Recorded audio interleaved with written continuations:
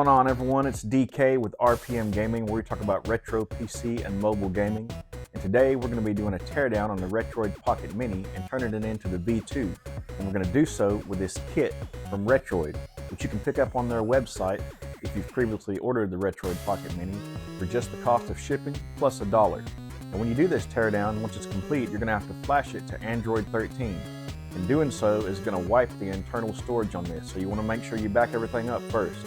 With that being said, let's get started.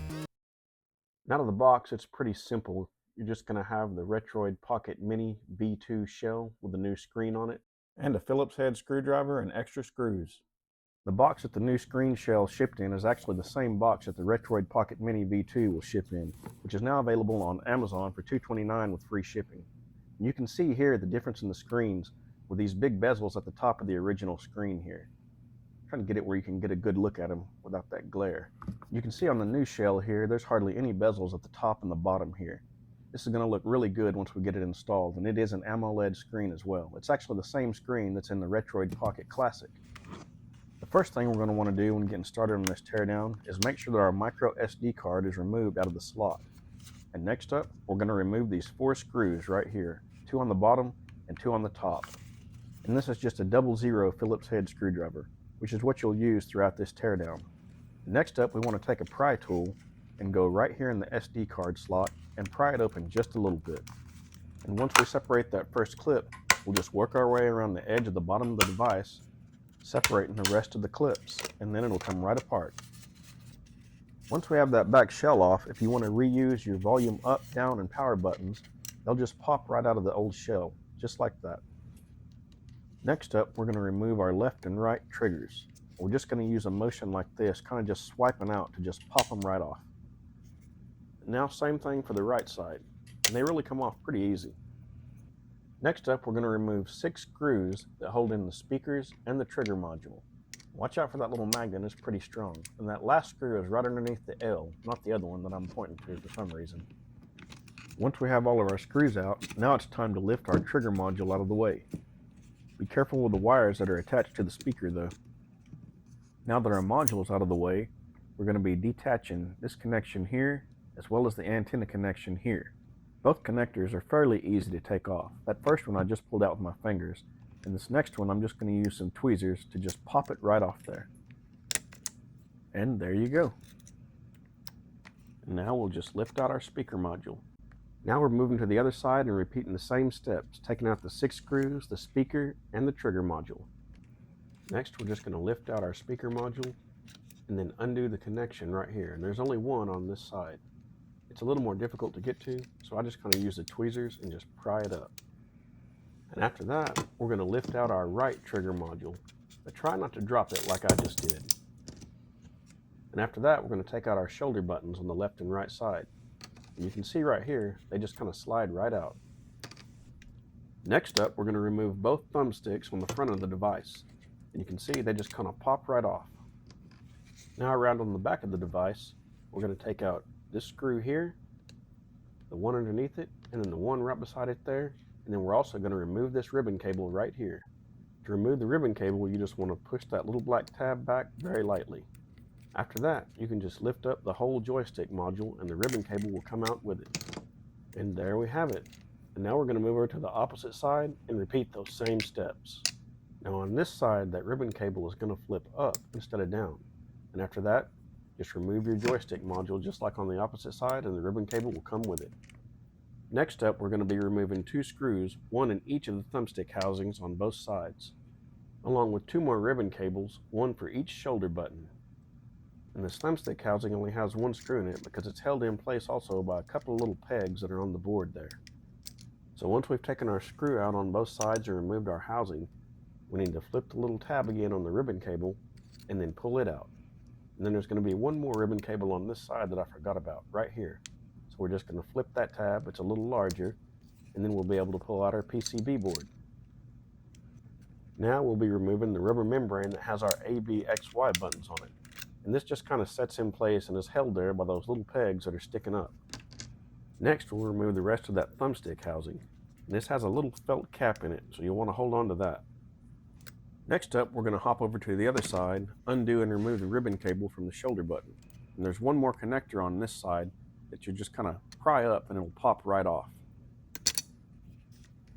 And later when we go to put this back together, we'll just press that connection back on there. Next, let's remove our PCB board.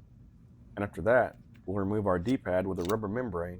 And then last of all, the rest of that thumbstick housing with a little felt cap. Next up, we need to remove this covering in order to get to the screws under the fan. So just kind of lightly peel it off. If it tears, it's really not that big of a deal, but if you manage to get it off in one piece, it is sticky on one side, so you'll be able to put it back on. Next, we're going to remove these connections right here. There are two of them going to the fan.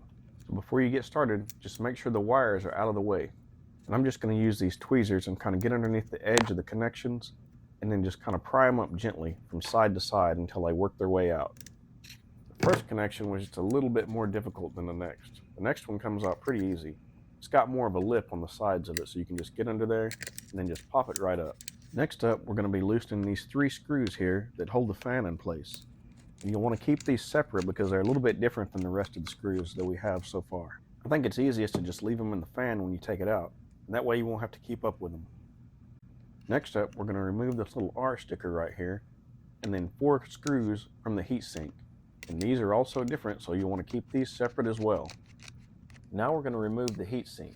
So you just want to gently lift up on the bottom, and when we pull it off, you'll see that it has some thermal paste underneath it. And when we go to put this back together, you can just reuse that same thermal paste.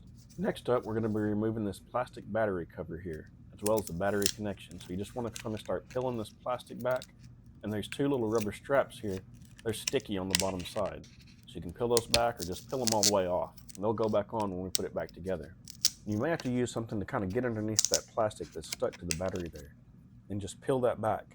And then don't forget about your battery connector. This is another one of those press connectors that we can just kind of pop off. Now we're going to pull the battery out. And this can be a little tough because it's kind of glued in there. Now we're going to remove that plastic battery cover out of this shell. So just kind of start peeling it back. And you want to be careful when you're peeling it because there's a ribbon cable underneath it up towards the top. So be sure to hold that ribbon cable down as you peel the plastic off of there. Now go ahead and peel off that protective tape over the ribbon cables and set it aside. We'll be reusing this yellow tape when we put it back together. Now we need to flip up both of our connections on our ribbon cables and then remove each cable from the board. Once we've done this, we can go ahead and peel off that longer ribbon cable there and then set it to the side. We have another little antenna connection down at the bottom of the board. We just need to gently pop this off. And now our final ribbon cable at the top of the board that goes to the volume up, down, and power buttons. Just pop the connection back and then slide it out of place. Now we're ready to remove the board from the shell. Once we do that, we can tip the shell over and get the rest of the face buttons out of it. Now we have to remove these 3 ribbon cables up here on the top of the shell. Each one has a metal plate on it that's glued to the shell. So you're going to want to take a heat gun or a hair dryer and just heat it up a little bit and then just peel that metal plate off along with the ribbon cables. I've done this step off camera, and I think I heated each section for maybe a minute and a half. And you can see they peeled right off. There's hardly even any glue left on there. And you'll be able to put them back on the new shell. And when we turn it over here, you can see the metal strip that has the glue still on it. So you may just need to heat it up a tiny bit more whenever you go to put it back on the new shell, but they'll go right on. And now moving over to the new shell, that is our first step, is getting all of our ribbon cables back on there. And after that, we'll need to install our menu face buttons back into the shell. These have a couple little tabs that are sticking out on them, so they only go in like one way. You just want to make sure that you get them back in the right spots. And now for the D-pad with a rubber membrane, which will seat on the pegs that are sticking up on the shell. As you can see here when I press the tabs of the membrane onto the pegs. Then over on the opposite side, we'll do the same thing with the A, B, X, Y buttons and their membrane. And now we drop in the first part of our thumbstick housing on the left and right sides. And don't forget the little felt piece that goes inside of it. Now it's time to put our left and right PCB boards back into place. And with this right side, I didn't show it on the left, but I'll show you an easier way to get that ribbon cable in. It's easiest if you slide the ribbon cable in first and then set the PCB board into place. And then once you have it set into place, don't forget to flip the switch on your ribbon cable down. Now it's time to put the main board back into the shell. And once in, we've got a few connections that we've got to hook up. This shorter ribbon cable here, and then our power and volume buttons at the top, along with this press-on connection here on the right side. And then lastly, this long ribbon cable that we took off here. Slide it in and secure the ribbon cable, and then of course the same on the other side. And once secured, we need to press it back down onto the shell. And now we're going to put the top part of our thumbstick housing back on the left and right PCB boards. You'll just need to line the holes up, because each one will only be held in place by 2 screws even though they have 4 holes. And you want to be sure not to over tighten here because it's just going into plastic. Now that we have our housing secure, it's finally time to drop in our left and right thumbstick modules. Once in place, we need to secure each module with 2 screws and then insert our ribbon cables. And down here we need to take our little antenna cable and connect it to that spot right there. Now's a good time before we go any further to go back and check all of the connections so far. Make sure all of our ribbon cables are secure and none of the connections are loose. We also need to pop back on both thumbstick caps. And now we'll put back in our plastic covering for our battery, sticky side down, and press it onto the device. Now we'll drop in our battery, and the sides of the plastic that are sticking up should still have a little bit of sticky on them, so we'll press that onto the battery. And then we'll use those 2 little rubber strips, which will still be sticky on the back, to help hold that plastic in place. Now it's time to connect our battery back to our board. And this is one of the 2 press connections that we disconnected earlier. So you just want to line it up and then press it in.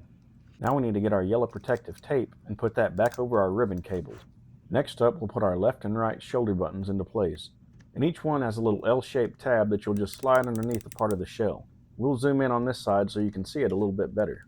Now let's drop in our left and right trigger modules, and we'll use a few screws on each one of the trigger modules to secure them in place. After this, we'll need to put in our right speaker, which is actually on the left side of the device since we've got it turned around. And then we need to push that connection into place. And once we've got it in place, we're going to want to tuck those wires just underneath the battery. Now we're going to drop in our left speaker and secure it with a screw. Now we'll need to connect it to the board. But just press the connector into place and it should go in fairly easy. Now connect the little antenna cable that goes on the connection closest to the trigger module on this side. Just line them up and push down and they'll pop into place. Don't forget to tuck your wires in on this side too. Now it's time to go back and put all the rest of our screws into place. And once we're done with that, we'll need to go through and double check all of our connections and make sure they're secure and in place. Next, we're going to drop our heatsink into place. Remember to try to keep that thermal paste on the back lined up. And now we're going to secure it with those 4 screws. And these are the ones that you kept separate because they're a little bit different. Time to drop our fan into place, and these screws should still be inside of it. First, we're going to push in these connections here, and we'll zoom in so you can see what I'm doing. And these are the same type of connections as your speaker connections, so they're fairly easy to push into place. After that, just secure your fan in place with those 3 screws that are still inside of it.